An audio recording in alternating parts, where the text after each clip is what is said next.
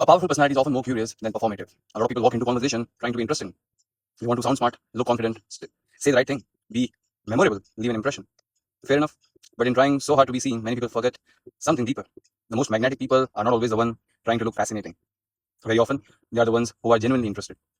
Interested in people, interested in stories, interested in what shaped someone, interested in how a person thinks, interested in what is not being said, interested enough to pay attention without making the moment about themselves.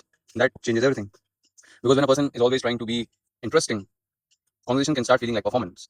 There is a subtle pressure in it. I need to sound impressive. I need to keep proving worth. I need to stay clever. I need to keep attention.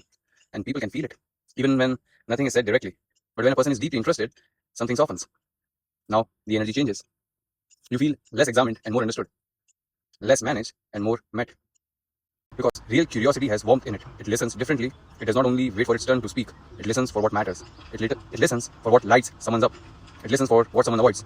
It listens for the human being behind the words. That is not a small skill. That is personality. And honestly, this is why some people feel unforgettable. Without doing anything dramatic, they ask better questions. They notice finer details. They give attention in a way that makes the other person feel real. That is rare now. In a world full of interruption, half listening, performing, replying too fast, and building a personal brand in the middle of every sentence. To be deeply interested is almost a form of respect. And respect is attractive. Not just in romance, in friendship, in work, in leadership, in community, in everyday life. Because people remember how you made them feel in your attention. They remember whether your eyes were present, whether your questions had depth, whether your listening felt patient, whether your curiosity felt clean. And this is where many people misunderstand personality. They think personality is all expression. How you speak, how you dress, how you carry yourself, how bold you appear. Yes, that matters. But personality is also revealed by how you receive the world. What you notice, what you care to understand, how much space you allow another person to exist without constantly bringing the spotlight back to yourself. That is a beautiful kind of strength.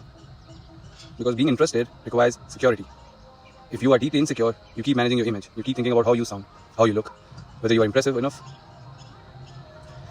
But when there is more peace within you, you can finally relax enough to become curious. Now you do not need every conversation to prove your value. Now you can explore, observe, discover. And that makes your personality richer.